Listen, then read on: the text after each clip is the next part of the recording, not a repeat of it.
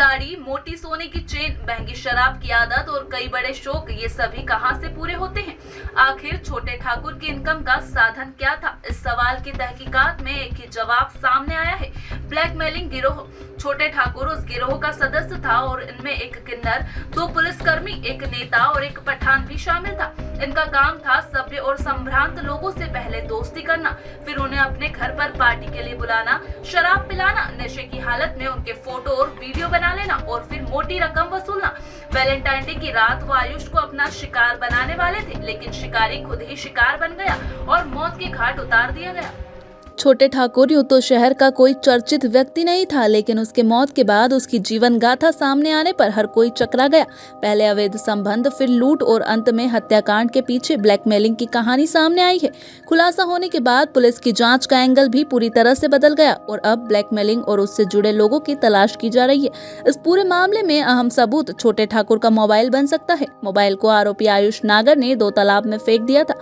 इसकी तलाश के लिए मंगलवार को टीम लगाई गई और करीब 2 घंटे की मशक्कत के बाद पुलिस के हाथ कुछ नहीं लगा। पुलिस यहाँ ब्लैकमेलिंग के एंगल पर काम कर रही है। वहीं अब एक बात ये भी निकलकर सामने आई है कि छोटे ठाकुर और उसके साथियों द्वारा लंबे समय से ये काम किया जा रहा था।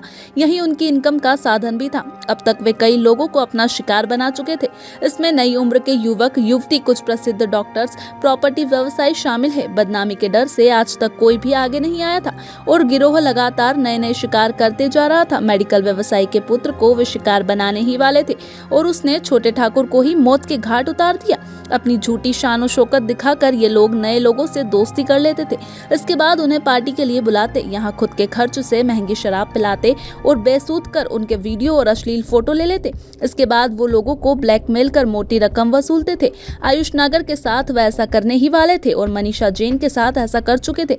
इसके अलावा भी कई बार वे शिकार कर चुके थे।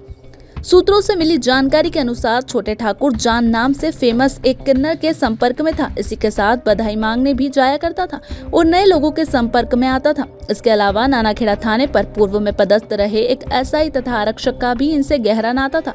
यह आरक्षक कुछ डॉक्टरों के संपर्क में था और कई बार उनकी सेवा देना और लेना कर चुका है। खाकीधारी अधिकारी एक बार सेक्स रैकेट में संलिप्तता के कारण सस्पेंड भी हो चुके हैं।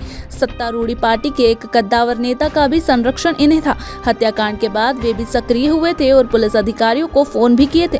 एक पठान युवक जो छोटे ठाकुर का खास बताया जाता है, वो दादागिरी और रौब के माध्यम से पैसा वसूलता था।